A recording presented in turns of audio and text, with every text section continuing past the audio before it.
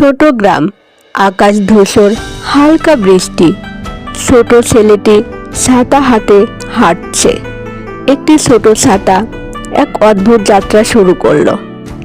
রিমনের ছোট ছাতার মধ্যে লুকিয়ে আছে এক রহস্যময় জাদু। রিমন দেখলো একটি ছোট বিড়াল ছানা বৃষ্টিতে কাঁপছে।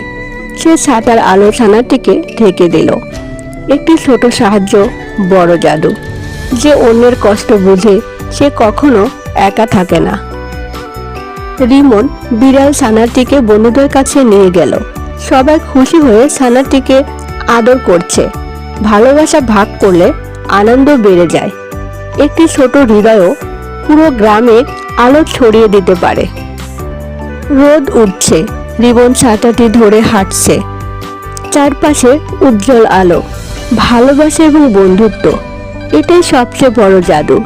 যে দিতে জানে সে কখনো গরিব থাকে না।